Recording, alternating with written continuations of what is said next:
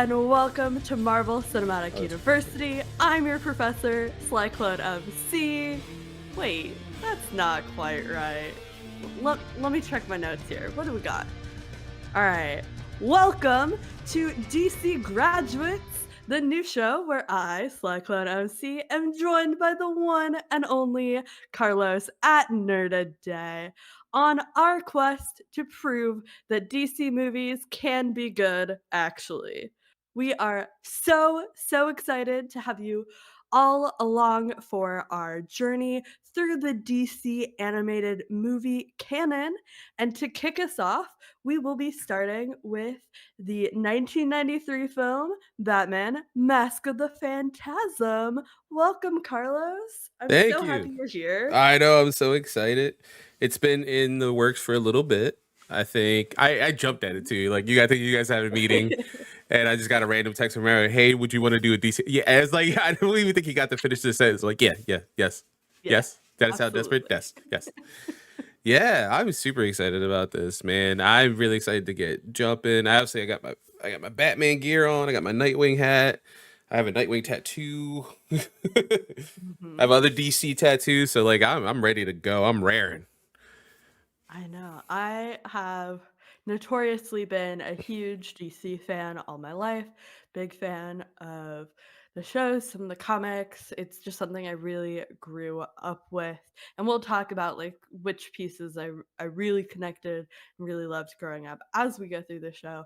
But notoriously had never seen any of the Marvel properties. So we did a big whole show to educate me on all things Marvel. And so I'm so excited to dive into this new show where I get to revisit some old favorites, enjoy some new media, some things I might have missed that just fell between the cracks, and really dig my teeth into the best DC universe, of course, the animated movies. Like And we're the kicking only it off. good. The only good. Yeah. Yeah, pretty much. It's up there. There's a couple, live action things that have strong, incredible places in our hearts. But when I think DC movies, I think the animated universe, Same. and I'm so excited to bring them to light. Same. I'm so excited about this. This is gonna be such an incredible journey. And kicking it off with the Deaniverse at that, like this is gonna be Huh? Yeah. starting off strong. Absolutely. Let's hop into our history class with that. Of course, we are Yes. starting off loosely in the Deaniverse. So I just wanted to talk about our histories with these properties and with this movie specifically. How are you feeling? What's your uh, level coming into this, and what are you looking forward to as we go? Yeah, no, I'm really looking forward to tackling some more of the Deaniverse. Like I absolutely love the Deaniverse. One of the I think we agreed like on our last week before we started the series that like modern animation wouldn't be here without Paul Dini, and the crew around him, Bruce Timm and Andrea Romano. Like those groups, like they've created what we have now in modern animation. They've gone on to do their own stuff in other subsections. Like uh, I think we saw Andrea Romano is the voice director of Avatar, Teenage Mutant Ninja Turtles 2012. Has gotten other people into art, into voice acting, directing, like Rob Paulson and things like that. Um, and they just have really the amount of love and care that they've brought into DC properties have not only influenced the comic books but like influenced everything in general. It's really impressive to see what they've done. Truly. And growing up, I'm gonna make a lot of people feel a little bit old here. Apologies in advance, but the animated series and Batman Beyond was a little bit before my time. Mm, So when I yep. think of the universe, I'm thinking Justice League Unlimited. I loved those shows. I watched them so much, and to kind of prepare for us to kick this off, I went back because I had seen like episodes here and there, but never really like dug my teeth into the animated series. So I went through, I watched probably like 25, 30 episodes of that. I had like a guide that I was following, Mhm. just going through some big episodes. And I was just really struck by how much of this had really shaped the modern perception of the DC universe as a whole, whether that be later movies or the comics themselves. They've really shaped this new wave of DC as a property, and I'm so excited to dive in to these movies. One of these movies was legitimately like up there in my favorite movies as a kid.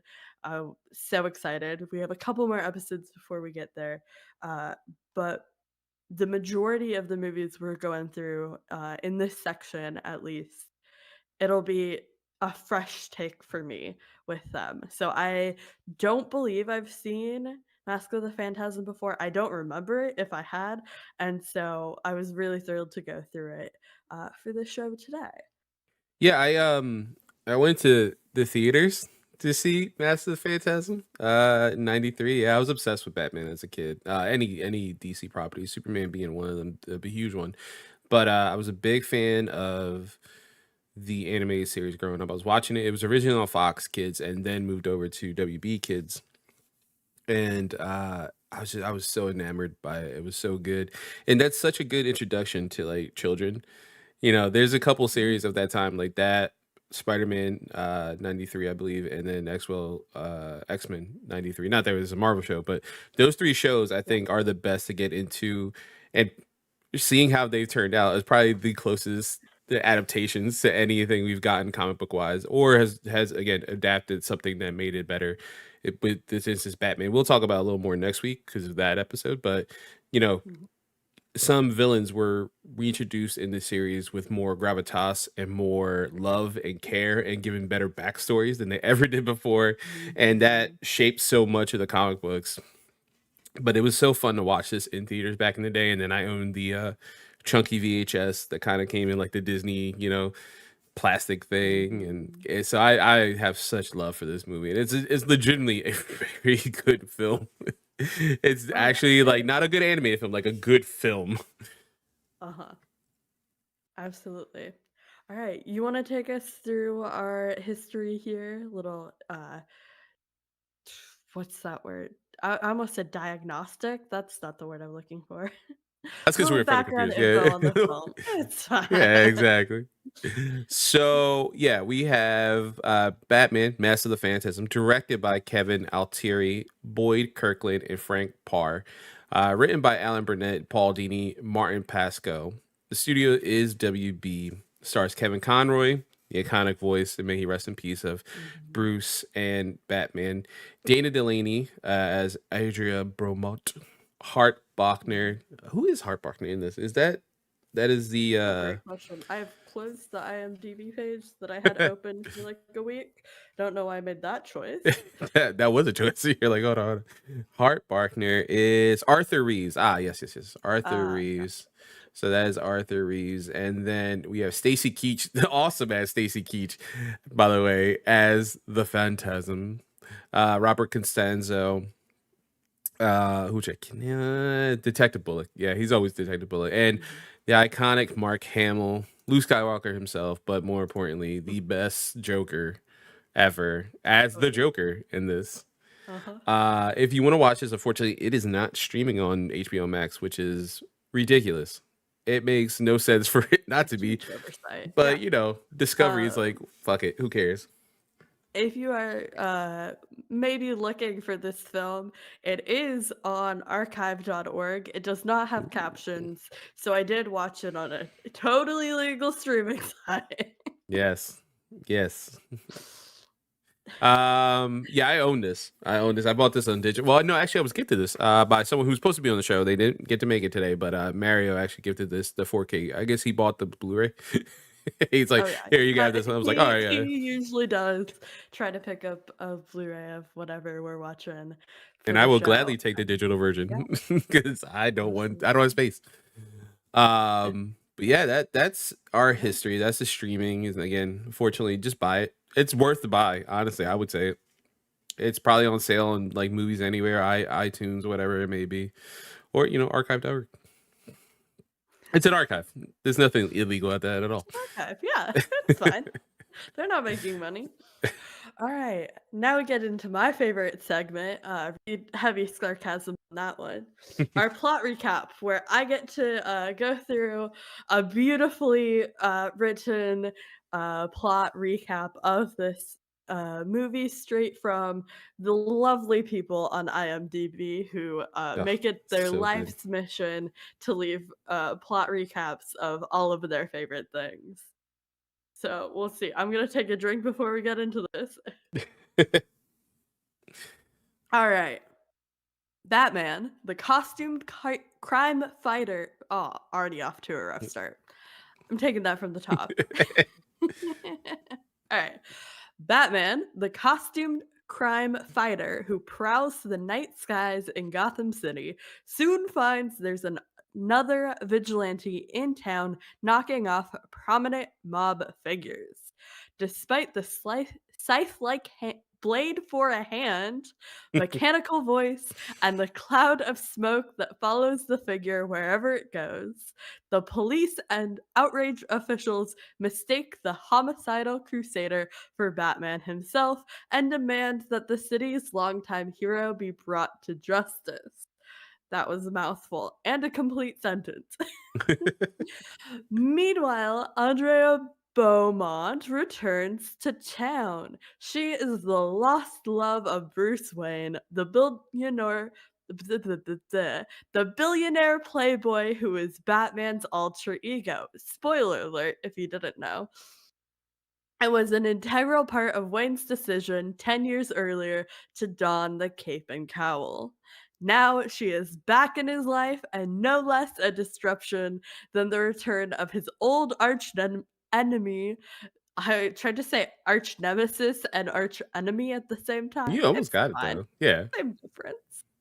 The Joker, who has a stake in seeing the annihilation of this new vigilante, whoever it proves to be. Thank you, Jay Sperlin, for that uh, gorgeous prose. Thank you, Jay. Thank you. Thank you so much. I love the IMDb thing, especially when you guys were doing MC University. It was so funny. I Yeah, mean, I that did thought a we'd good keep job it. of It it, was though. fun. Yeah, You know, it didn't give yeah. up too much. You know, it didn't give it the spoiler of the movie,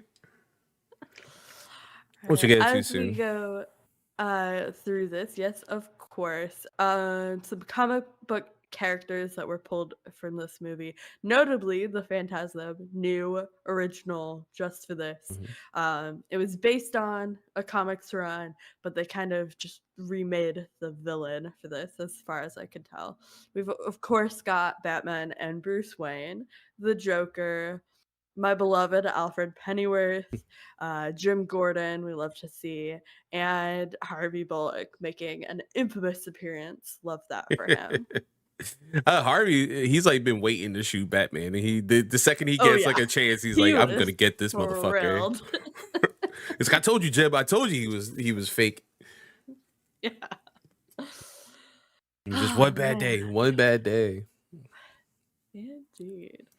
We're having a great day. As typically in an MC University episode, we would head into our beloved Stanley seminar. However, this is not the MCU, so we have bequeathed the name of this section to the one and only iconic Andrea Romano. We love to see it. So this Yes. is the Andrea Romano Roundup.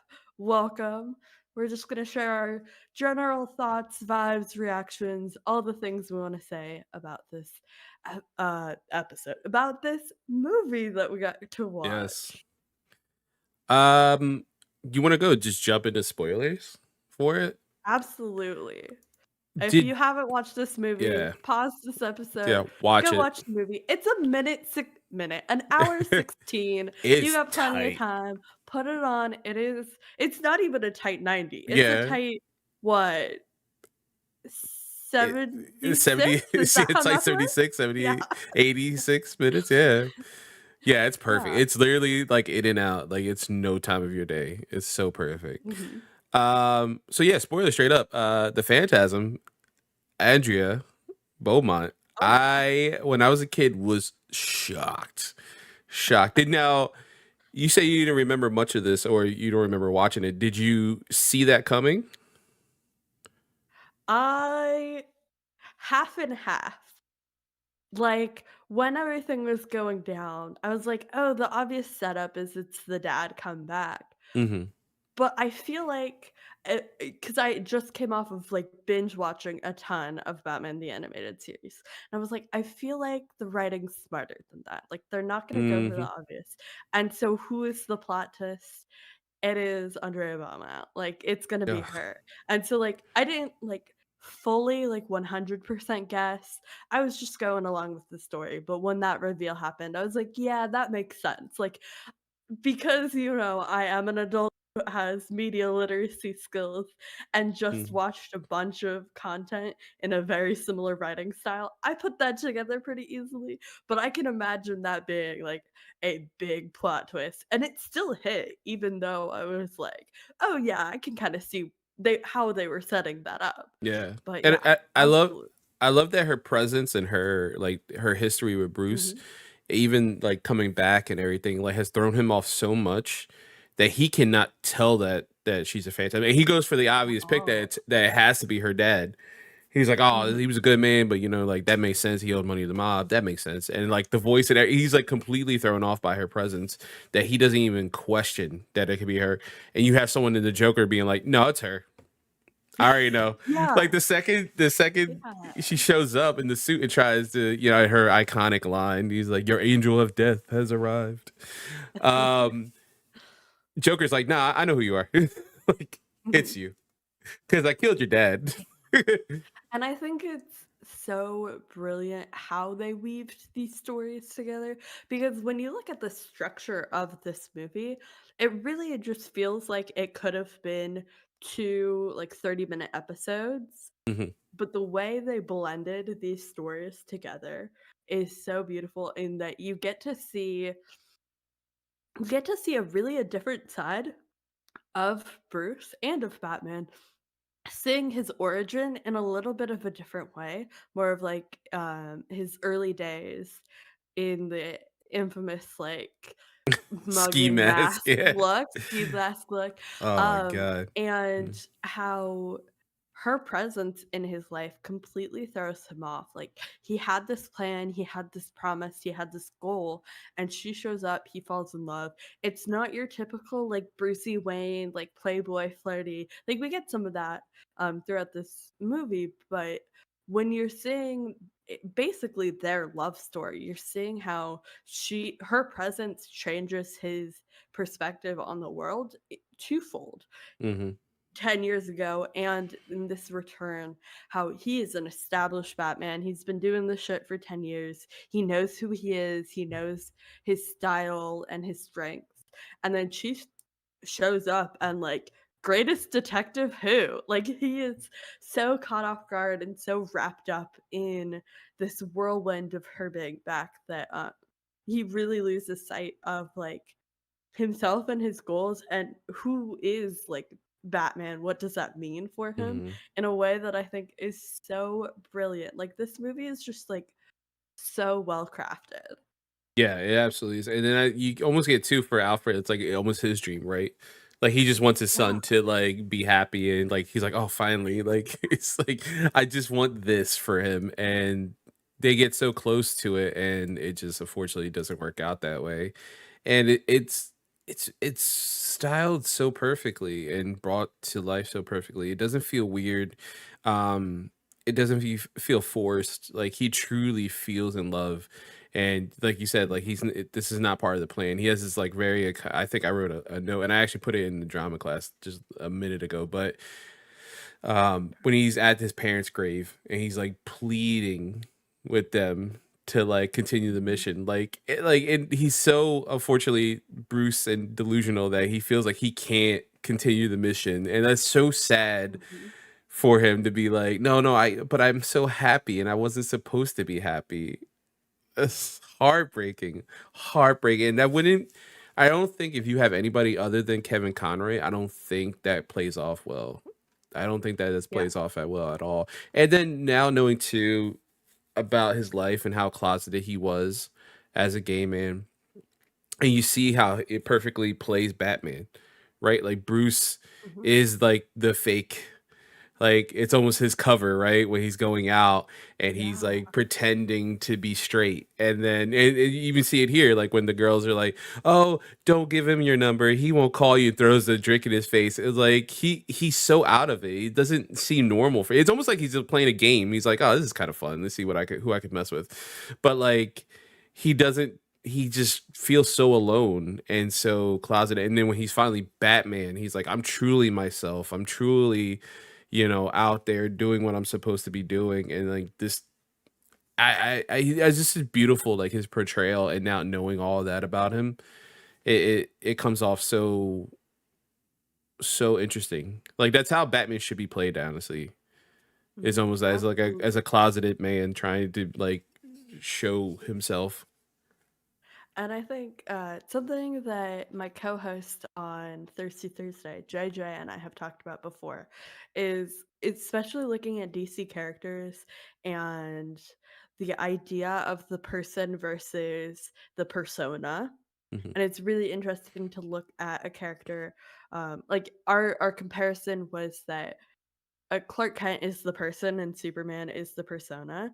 mhm. And it's such the opposite. Like, Brucey Wayne is the persona, and Batman is the person. That's, like, how he feels most true, and that is really reflected here in him, like, um, his performance really having such a strong dichotomy in that, and I really do, I love Alfred's role throughout this story because in some like properties, I feel like he kind of takes a back seat. And I really Mhm. love when we get to see an involved and invested and really like playing that like father figure role in his life. We get the iconic line from him with the "You're the very model of sanity." Yeah. That killed me. It I was really love good. that. Sassy Alfred is the And best. Celsi Alfred is the absolute best. It's like my favorite version of Alfred is like when he can have those really like dry, witty Mhm. remarks that like are just like only you can do that when you know somebody so deeply and so well. But we also get to see him like invested in their relationship. We have the iconic him walking in on them kissing with the lemonade tray, There's and a then the callback later where he walks in on them again. He's I like, was "Oh, like, oh, sorry, "Poor dude." sorry." Secretly though, he's like walking away like, "Yes, finally, he's not gonna be a weirdo in the basement." Finally, right, exactly. I just thought it was so funny that they did that twice, like, it cracked me up. I love a callback, but yeah, no, Alfred in this movie was killing it. He was awesome. I also love there's a line when they're arguing with each other, and I forget what the context is specifically when they're specifically arguing, but like Batman's already he's like been established and stuff.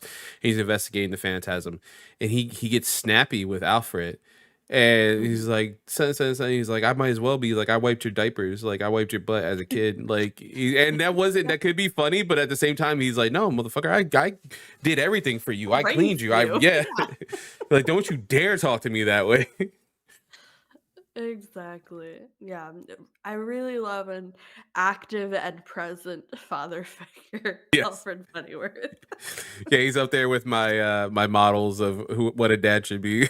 Not an actual father. It's Yeah, like him and Pocket, who's actually a father. Like, oh no, they're both adopted. Shit, I didn't even think of that.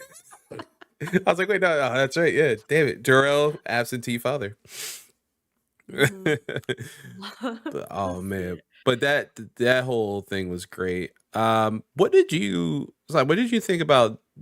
We get like a origin for the Joker, which can be controversial. Some people don't Yeah. like that. What did you think of that for this? Yeah, I tend to be in and around a very specific backstory of Joker, and so that's kind of the one in my head.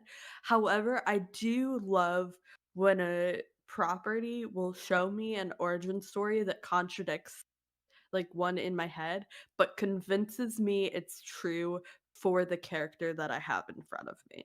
Mhm. And so as I was going through Batman and the Animated Series, we like kind of got a little bit. We got more Harley like backstory because obviously she was a new character. They were setting it up, giving. So we got a little bit of Joker backstory via Harley. However, I loved getting to see this take um, of him being involved, especially with a high level like mob boss. Yeah. Like usually, I don't know. He's When like I a think of trusted, it's like trusted enough enforcer. yeah. Usually it's just like him lower level, like broke, just like trying to get by kind of thing. And to see that different take, the trusted member, part of the inner circle, really, with all of these important meetings was really interesting. However, it was so hilarious to me. Again, I started this at what? 9:37 PM and I did work this morning. So I started this last night and when Bruce had the picture of all the people and he like took out the pen to start drawing on the Joker's face, I thought he was drawing a mustache on his face at first. And I was like, why is he drawing a mustache on this random guy? And then you cut back and it's the Joker smile. And I thought that was a beautiful transition into it.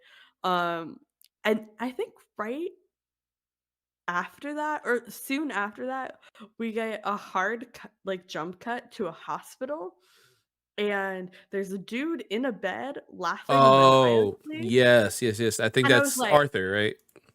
yeah, and I was like, "Oh, we're in another Joker flashback. I That's what I got it. thought We're too, getting a yeah. Joker origin." And they kept calling him Councilman, and I'm like, "Is the Joker a councilman in this?" And then, like, as it went on, we got the context, and I was like, "Oh, Because you never okay. see it. It it's that dude. It's the dude from the front or the beginning of the movie after she, like, dumps her drink on Bruce that gives him the right? That Yeah. it's that dude? Yeah, okay. Yeah, yeah, it's like he's basically almost like Two-Face in this. He's like, yeah, he's on the Mhm. council. He's kind of been getting pushed. He's pushing through stuff through for the mob, and he's the one like I think helped with the money laundering and stuff. So yeah, and then you Mhm. find out here Yeah. this is where he told the family where Andrea's dad was, where they were staying, because they were talking because they had kind of like a thing. Um, Mhm.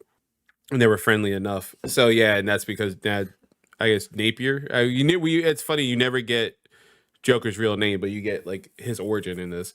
Yeah, Mhm. goes overseas and kills him in the Mediterranean, and that was.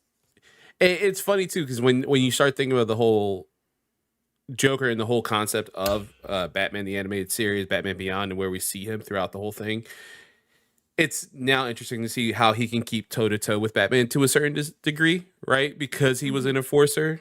That kind of makes sense. Yeah. Like he's not up there obviously with Ra's al Ghul or Bane or anything like that, but he is at least enough a tactician and enough of enforcer that he can probably hold his own for a little bit hand to hand. And now that gives you some kind of context of where Bruce is on that You scale. just it's something that made me very excited for a future episode where we'll eventually have to dive into the Roz versus Rachel Ghoul Oh conversation. God, yeah, that's always a thing, man. God damn, We'll Batman get to Begins it. messed me up. That's a future. I know.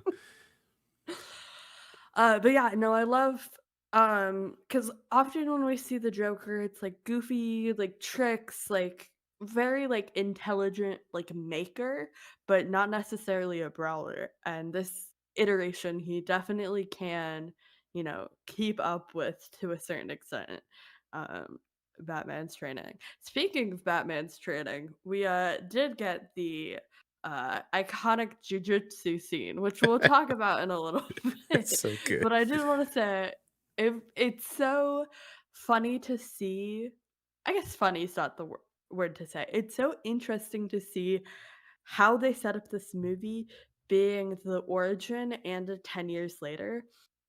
where we get to see the, like, naive rich boy, like, barely knows how to fight, doesn't Mhm. understand how the world works, like, is, like, completely, He's like, like, "No, I can do it." detached from reality, right?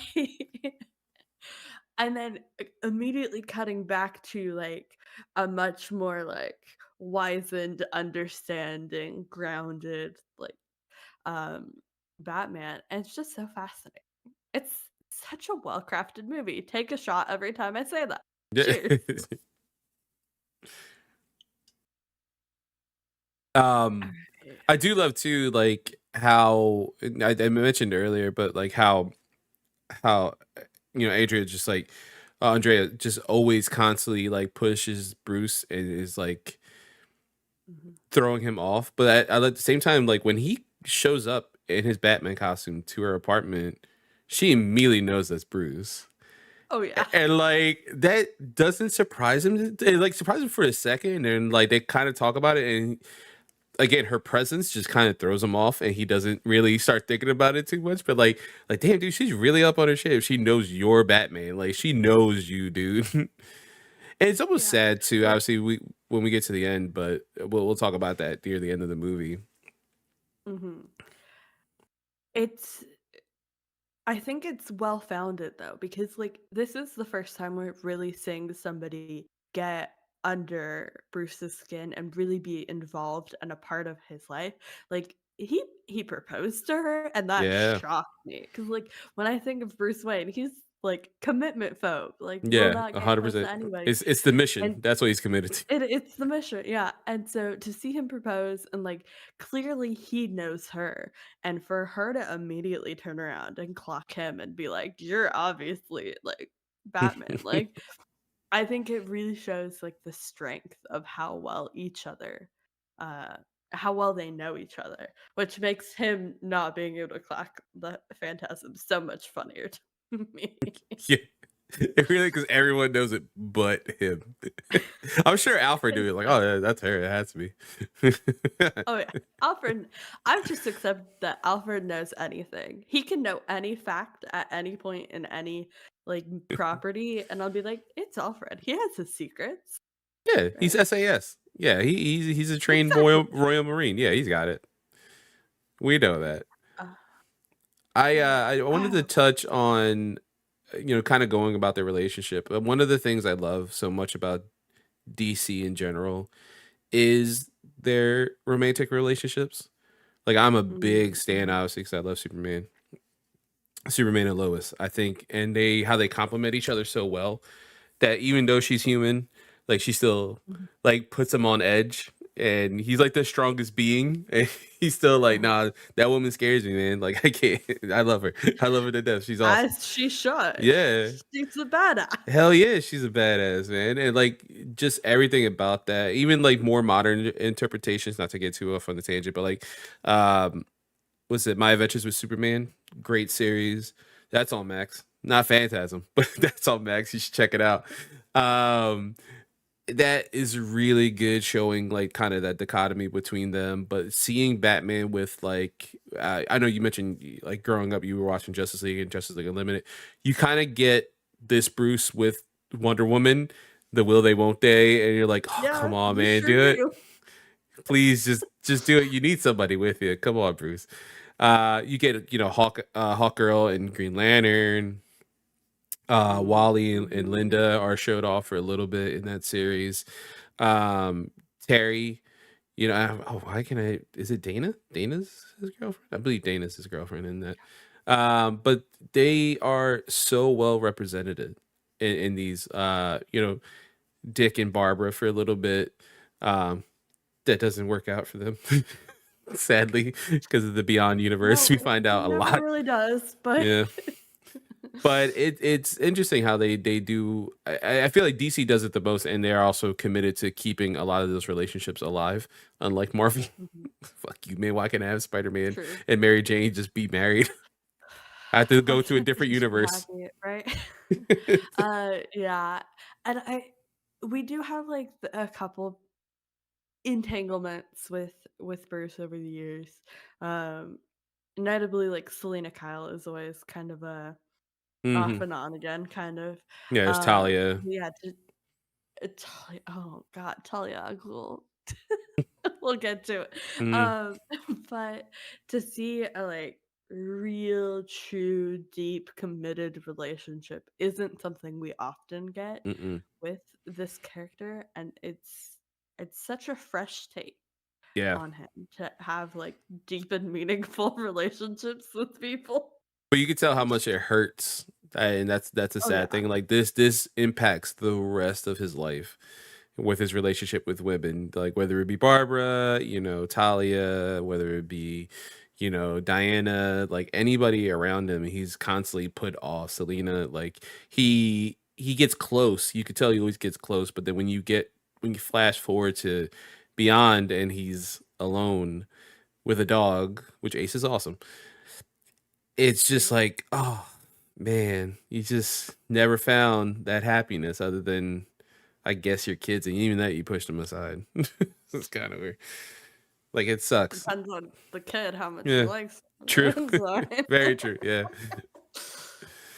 Ah, did I? Oh, I wanted to talk about technology. Big I shot love every it in time we this. talk about the World's Fair. Yeah. I love a World's Fair. I was so I happy. currently I work in a building that was built for a World's Fair. I live like a couple blocks away from the location of a World's Fair. How many 1962 World's Fair references can I make throughout the episode? We'll see. We'll see. But and we're like obviously like romanticizing and dusting over the like atrocious history of the World's Fair. Like we're Uh-huh. ignoring the slavery. We're Yeah, telling the yeah. We're not talking sanitized about that, version okay? of We're talking history. about flying We're not talking about cars, what talking we about thought the flying cars, future. we're talking about monorails. Yeah. I love that we got to see a 1993 perception of the World's Fair. I thought it was Man. beautiful and incredible, and the fact that we coulda got a red Batmobile, that would have been Oh, fire. oh That my prototype, god. I Jesus love how he Christ. just stares at it for a little bit. She's like, Bruce? He's like, Oh, oh, yeah. sorry. Oh, sorry. Well This, done. this car is fucking awesome. That's so cool. Don't mind me, I'm gonna totally remake that car Yeah. exactly for I'm gonna steal that car. The only thing I wish with the World's Fair, I wish that, and it's only because of hindsight, and we know that there's a series called Batman Beyond that takes place in Neo Gotham. It'd been cool if somehow they knew that going in, like way back in '92, Mhm. and they made the World's Fair look like Neo Gotham. Like if there was ever a Oh, remake, obviously that's what it yeah. would be, right? Like the World's Fair would Mhm. be like, oh, that looks like Neo Gotham, and like if you know Batman Beyond, you would see it. But it's so that monorail, the whole ride, the robotic mom at Oh, home, the like dancing yeah, yeah, yeah, yeah. everything, just her cutting, cutting like I it's love so the cool. golden dancing statues out front. Yep. Great. It's so like Art Deco, like very like 89 Batman, nine, and then obviously that's a big influence for the series, but like that, like the blimps, like what we get in this Batman series is like very cool. What they think technology is gonna be like. Mhm. It is always fascinating. I love revisiting property, especially around that, like, 90s, early aughts time frame where, like, they had, like, the foundations of modern technology, so they have a pretty good idea of where the future would grow to. But to see, like, what we have accomplished and what we haven't yet is always so fascinating to see, Yeah. like, "Oh, like, this is what you thought the future would look like. How close were you?" Far off. Very far off. Unfortunately for Gotham, very far off. Fortunately. Hey, however, they gave us a car phone. I screamed. That made my day. I was like, "I haven't seen a car phone in forever." That's how you could tell they were rich. Because of the car Oh, phone. That's why it yeah. was like, So oh, you rich. got mob money. I get it. That's why you got that Batman money. That's how you can have a car phone. do you have any big things you would like to discuss before we get into some quick hits of this movie? I One thing I know is rewatching this for, like, I think this is probably, like, the 10th time I've watched this, especially after post Nolan Batman, is how The Dark Knight is basically this movie. Like, you get a Yeah, lot you're of really themes good of about this. that, yeah. Yeah, the fact that, like, that Bob gets Joker to try to stop Batman. In this instance, obviously, Batman's been around for a while. He's not like something new, and Joker isn't something new as well. But the fact that they get him to be like, "Listen, we think Batman's killing now. We want you to take him out." And he's Mhm, like, "I don't want to do it for the money." Like, he burns the money in The Dark Knight. And in this, he's like, "I don't want your money. I want to kill him. This is fun for me. I love this."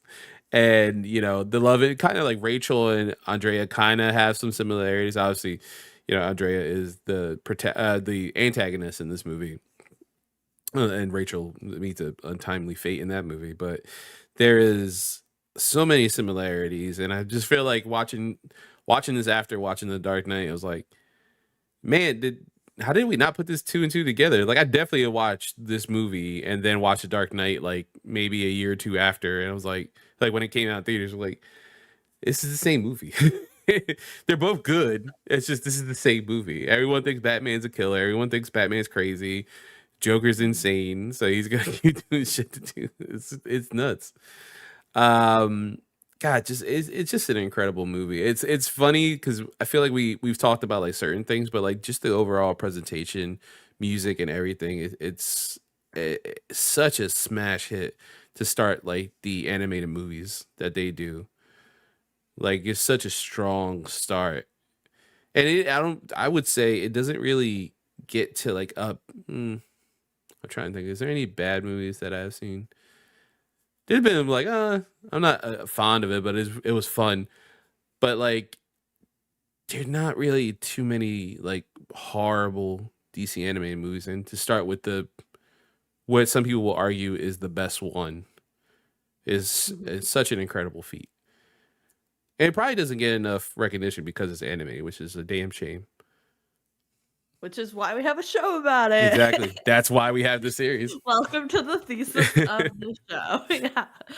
Yeah, absolutely. It's like one of the biggest ones out there. We're gonna go through some that we loved, some that we haven't seen yet, Mhm. and really like dive in and analyze all of these properties. But everything I've seen, especially as we get into like origins and like early like the animated movie universe stuff that like I really dug my teeth into um as they were coming out. Like they're all good, solid, strong, well-crafted movies. But to start off with an absolute banger like this, I'm so glad we started here. I'm Hell so yeah. excited for the next couple. It's gonna be a fun time. Yeah. God, we could ask for better. Could not ask for better. Could not. I want to go through some quick just roses and thorns, things I liked, things I didn't like, as I'm reading through my final notes here. Rose, he's gonna strike fear into their hearts. That line cracked me up. Thorn, who steps on a cigar to put it out? Like the mob dude just like dropped it on the ground and there's so And, much cigar left. I don't and even it was smoke. I would still so appalled. it had to be expensive. Oh yeah. Yeah. It was just a third. That's how they just throw away money. They're like, I don't care. Um, Rose, we love a World's Fair. I don't have another thorn. Another rose, a shout out, an honorable mention for iconic lines in this film. Mi Casa Nostra, Su Casa Nostra. Iconic. That generally got a giggle out of me. I like had to pause. I was like, that is uh brilliant. Um, I love the reveal, and then at the end of the movie, it got dark real quick. That was a Yeah. bit of a shock. And then obviously, of course, she lives. Like, it's whatever. But yeah, I was not ready for that ending. It really was a holy shit moment for It's me. so sad. It's so dark, so sad. And then, like, again, with the hindsight of watching, whether it be Batman the Animated Series, Justice League Unlimited, Batman Beyond, it's like, damn, God, he's never found happiness. Like, this sucks. Never found happiness again. Now, here's a good Nope, question. I'm out for Yeah. for Slide everybody now, else. you've seen all of Justice League Unlimited? Oh, probably at some point. So I've you've seen seen the only other appearance of the Phantasm then, right? probably I would have to revisit. Again, I was watching this when I was like 2, 3, 4, 5. Like I Okay. was That young mm, when those were coming out. And so like I remember like some specific moments, but really what I remember is like aesthetic, the vibe, the types of stories. But like after watching this, I'm like, God, I want to rewatch D- G- the I want to watch JLU again because like I oh, remember so good. absolutely fucking adoring that show as a kid. Yeah, so there is an episode of Justice League Unlimited where she does make a return.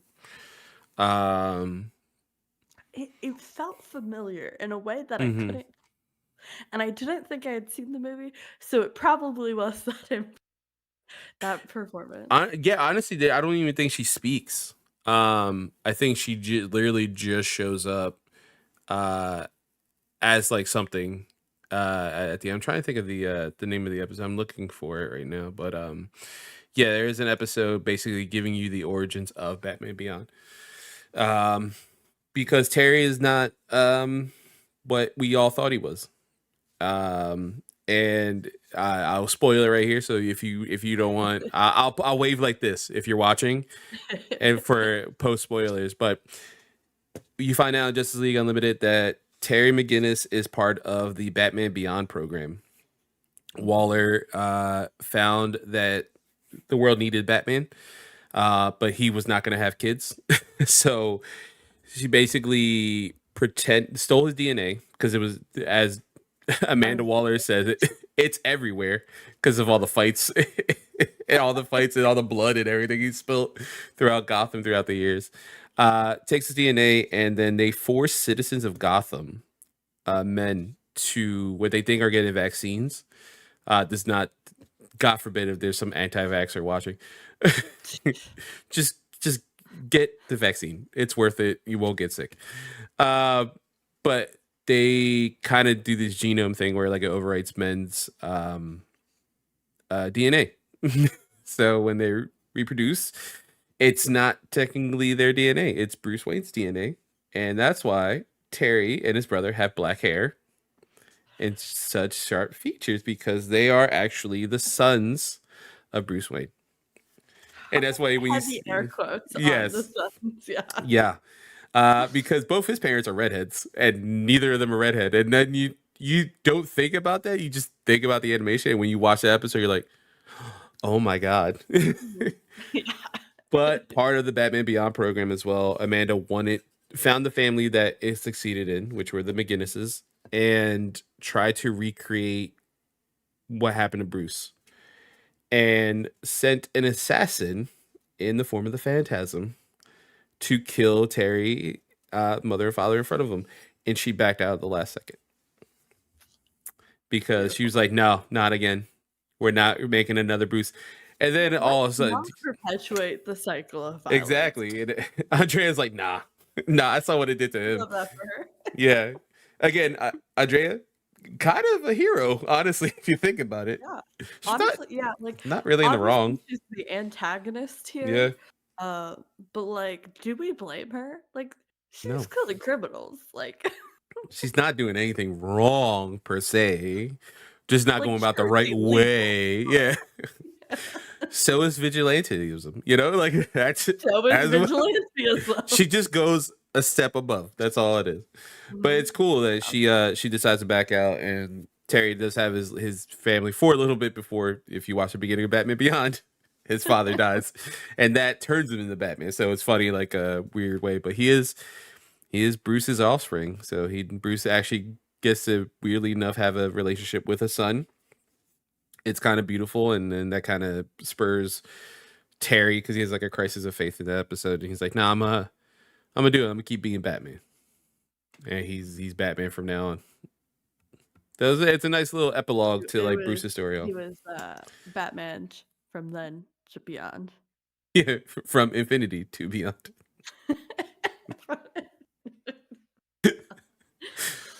Oh, man. Not quite the crossover we'll get. We'll get One day, a when T and Disney a G buys DC, crossover, but that's the crossover of our future. I cannot wait. Yeah. Do you have any final thoughts for our Andrea Romano roundup section here? Nope, just watch this movie. It's incredible. Watch this movie. Again, if you've gotten this far and you haven't, Stop again. Watch the movie. Come back and finish watch the episode.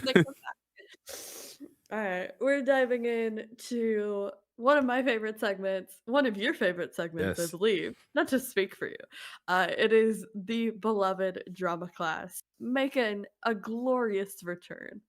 We pulled collectively 4 scenes, looks Yep. like here. Do you have any strong feelings on which roles you would like to play? You want to Uh, alternate? You stick we to can one? alternate. Yeah. Okay. All right. Uh,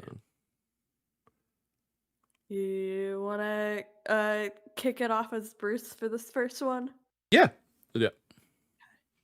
All right.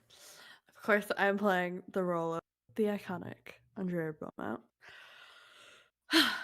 So, tell me, with all that money and power, how come you always look like you want to jump off a cliff? Why do you care? I don't. Mom was asking. God, I love her so much. She is so good. God, and then she just again from jump she puts him off guard. Like, is she Right? talking to Graves? Like, I only do that at night while in a cape. Right. I know. I love that he's like so like offended at the fact that she's talking to a grave. Like, bestie, you do the same thing just in the cover of darkness. Yeah, Like, exactly. This is healthier. right? She has healthy coping mechanisms. You're not one to judge. Yeah, you don't punch mentally ill people in the middle of the night. All right, you want to kick off for the next one? Yes, I'll be Andrea. What's that you're practicing? Jujitsu. Gesundheit. That was a joke. Jujitsu's not a joke. He does get offended too. He's so pissed. I love it. I'm like, buddy, at this point, you're kind of a joke. Yeah. Like,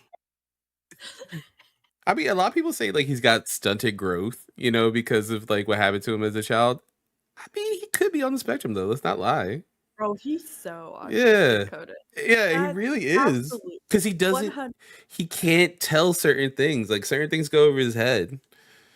No, I 100% agree that he's what I like to affectionately refer to as diagnosed by peer review. Yeah, that's good. Where if all of your friends are neurodivergent or like especially like autistics, we love to flock. We flock together. So one person gets diagnosed and then everybody You start looking at it like, wait, let's compare notes real quick. wait Ah, a minute. shit. Right. Love that. But I just love that he's like in the gardens, in the manor, fucking shadow boxing. Like And there's Alfred just like, every day. again. Get a real hobby. Right. Okay. Do we want to do yours next? Yeah, you'll do that. Okay. Okay. You want to be reversed for this one? Yes, I would do that. Yeah, this is from when he's actually talking to his parents' grave. We love a callback. Yeah. Finally, like he's like, oh, you know what? That was healthy. I'll do it in the rain at night in a 3-piece suit. Because if anything we know, Bruce is going to be dramatic about it, no matter what. We love a dramatic bitch. He really is. He's such a dramatic bitch. Of course, I mean, look, he wears a cape. You know, he wears masks. He goes like this every time he leaves a room. Like, come on. Yeah. God. All right. So this is Bruce talking to the gravestone of his parents. He said, "It doesn't mean I don't care anymore. I don't want to let you down. Honest, but it just doesn't hurt so bad anymore. You can understand that, can't you? Look, I can give money to the city. They can hire more cops. Let someone else take the risk, but it's different now. Please, I need to be different now. I know I made a promise, but I didn't see this coming. I didn't count on being happy. Please tell me it's okay." Maybe they already have. Maybe they sent me. Dramatic embrace. Dramatic embrace in the rain. All right, we got one more scene with the iconic Mark Hamill Ugh, as so the good. Joker. So good. Honestly, one of his best roles. And with Salvatore Valestra, original character from this movie, which shocked me because it's such a comic book character name. Yeah, Like they really nailed the names. I mean, honestly, if he wasn't like Falcone, like that's what he feels like. Right? He does kind of feel like Falcone. All right. Do you want Sal or I'll be Sal. Joker? Okay. All right. God, I have to be a ninja. Yeah. Come, have a seat, Sal. Tell me what's on your so-called mind. It's Batman. He's gone nuts. First he whacked Chucky Soul, then Buzz, and now he's after me. You know, I've been reading lately how old Quantum wound tight enough to snap. Ooh, wouldn't it be great if I finally driven off the deep end? This isn't a joke. Batman's knocking us off, and you're the only one who could take him down. Look, 5 million up front, and with whatever you want to finish him off. Oh, what do I look like? Pest control? Think, you fool. Once he gets me, how long till he gets you? You know what I'm talking about. Your hands are just as dirty, if not dirtier. Hell yeah. Round of applause. Good. Ah, Again, thanks for I also joining. love that he calls him Guano Man. That's another one that made me laugh. I always forgot about that. I was like, it's like, how can we say shit in a movie with kids? Guano. Gotcha. Ah, Next up, we have another infamous segment return. Of course, with Mario as my co-host, he would always put together a fun little quiz to see how much I picked up on and learned throughout the course of the movie. And I think you've decided to take up that mantle this time around, I have. Carlos. I Incredible. have. Yeah. So we have two questions. They're Sure. one's gonna be, I think, a difficult one, just because I didn't know that until I was an adult. And then the other one is very simple. Uh, but let's start with the easy one. So Okay. most of the movies based off graphic novels, blank and blank. The flashback to Batman's first night of crime fighting, donning the jacket, the ski hat, parallel to book blank, and the design concept of the Phantasm derived from the Reaper, primary villain of blank. What books are these inspired by? Or Oh, what right. this movie's inspired by, I guess. One of them is year one, Yes. right? Yes. Yeah. Now the what's the other one? Oh, heck. I I was strong out the gate with that one. Now I've It, completely forgotten what the other one was. it is Batman Year 2. Yeah, oh, Yeah. year two. I was like, it's something like The year one's so iconic, to be Adventures, fair. Like Tales, whatever. year two's okay comic, year one's fucking amazing. Year one, yeah. Okay. All right. Partial credit. I'm gonna give me a like 75% on that one. Yeah. So this one's a little harder, but I'm going to give a little clue in the question. Okay. The end credits song, I've never ever even, hold on. The ending credits song, I've never even told you, is a rare singing performance by this Wayne World star. Oh god. I understand that that should have been a helpful clue, but it It somehow made it worse. yeah, oh god. Can I name a single person in Wayne World is the question. They were also in Lilo and Stitch. Oh boy. How did I make it I worse with love that? Lilo. Jeez. I don't think I could name a single person who was Lilo and Stitch. They're all Mm. great. I think I'm gonna have to take the L on this one. No clue. The song was great though. It is great, yeah. This is voiced by Tia Carrera, who plays Cassandra in Wayne's World 1 and 2, and Nani in Lilo and Stitch. Nani, my beloved. Yeah, I think she's only been like she sang. I mean, she sings professionally, I believe. I think she's done a couple songs, like albums, but movie wise, I think this is like one of three times because I think she sings in both Wayne's World movies and this. I'm pretty sure. Okay. Well, She's she did beautiful a great voice. job. Yeah. Love gorgeous voice for sure. Alright. Beautiful. Alright. I was trying to calculate points. Um, do I Uh, think it was yeah, like a we do a solid percentage, 50, good like try. 50. Yeah, yeah, good try. Good try. Alright. That brings us to our homeroom.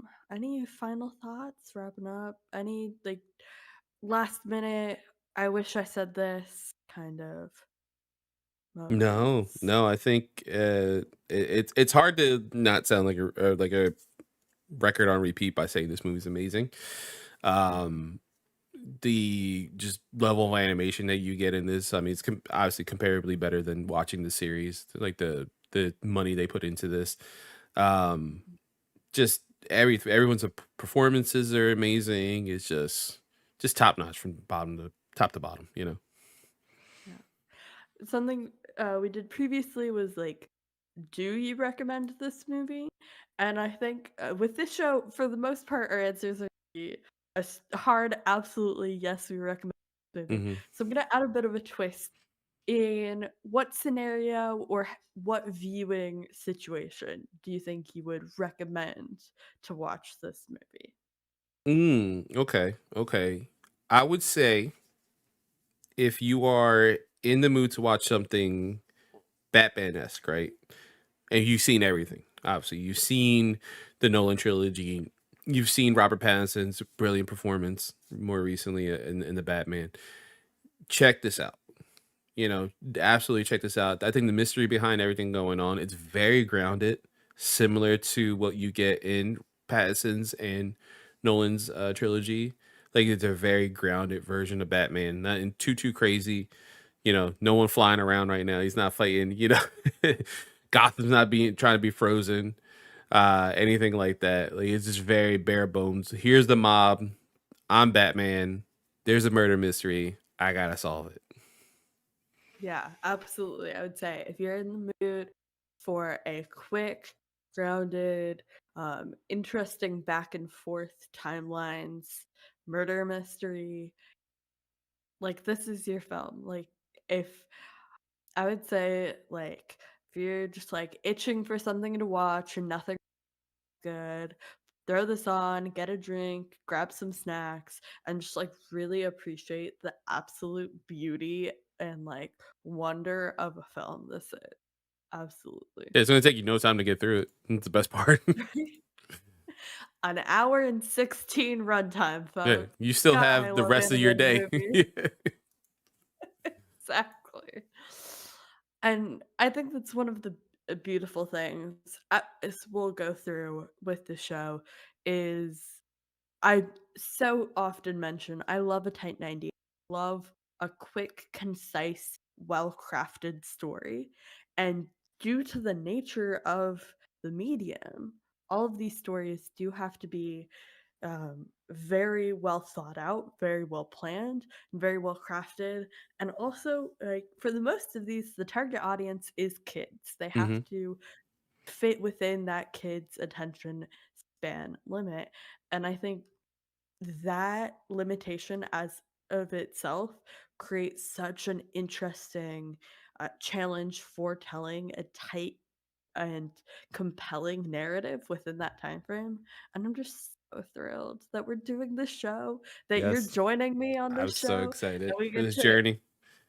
yeah, we're gonna just looking at the list of movies I have, there's some absolute fucking bangers on this list. I already have And like we're some gonna favorites I can't wait to talk about. Obviously, I we're know. gonna try to get some some people to show up and kind of go along with this one. I already have one I'm trying to put in the ether. I actually, well, now that we started, I'm gonna send him a message now. But there's an awesome creator on TikTok for that does Ninja Turtle content. I want to get him on that episode when we get Yeah, down. We got some really awesome movies coming up. Cannot wait. absolutely.